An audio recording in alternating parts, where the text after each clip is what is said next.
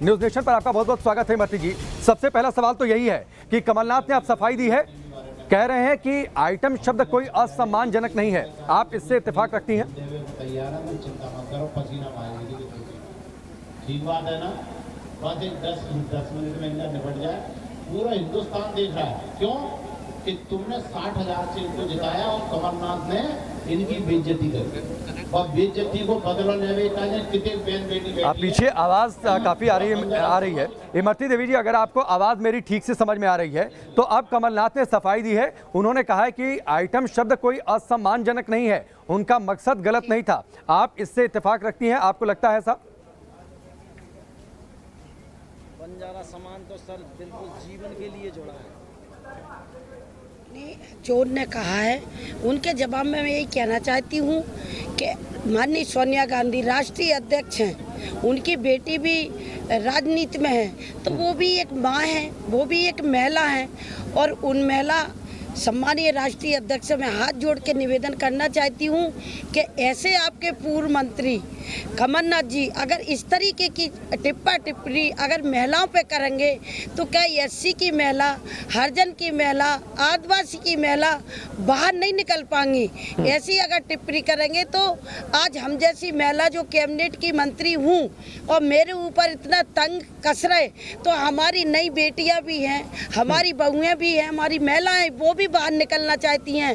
जैसे कि भारतीय जनता पार्टी में 50% का आरक्षण हम महिलाओं को है, चाहे सरपंची हो, नगर पालिका हो, चाहे जिला पंचायत हो, जनपद पंचायत हो, मेंबर ही हो, तो हम 50% के आरक्षण में हम महिला हैं।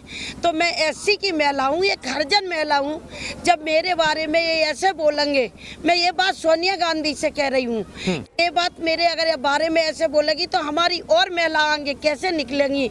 हमारी महिला नौकरी भी करती हैं, हमारी बेटियां पढ़ने भी जाती हैं, हमारी महिला व्यापार भी करती हैं, हमारी महिला राजनीति भी करती हैं।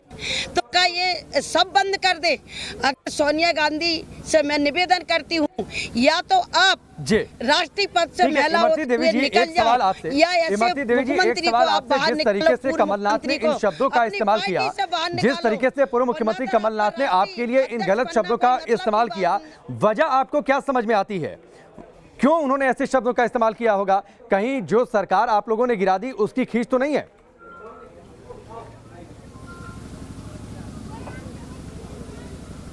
मैं बताऊं, मुझे मेरी जनता ने जिला पंचायत लगा के विधायकी लगा 4 बार मुझे जिताया है, और 5वीं बार मुझे जनता जिता रही।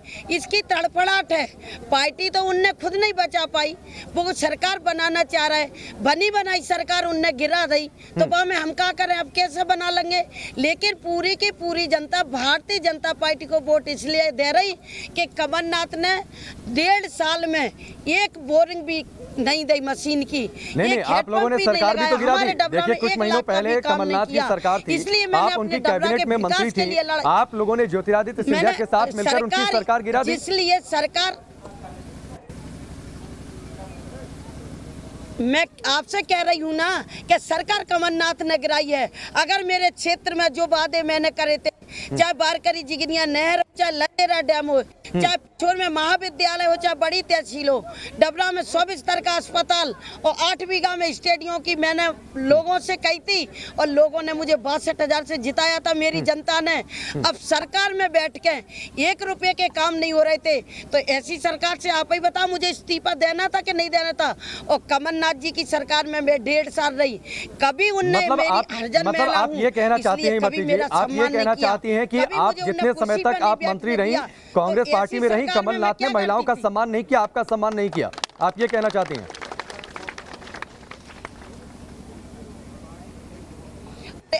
मैं भी अपनी बारकरी जिगनिया लदेरा डैम की फाइल लेकर जाते थे तो कमलनाथ अपनी टेबल से मेरी फाइल फेंकते थे और कहते थे खजाना खाली है, मैं पैसा नहीं दे सकता। तो आप ही बता दो, ऐसी सरकार में रहकर मैं करती का, मुझे डबरा का विकास कराना था। मेरा डबरा बिल्कुल पानी सिंचित नन्ना पूछे। अच्छा, एक बात बताइए, बीजेपी तो मौन धरना कर रही है।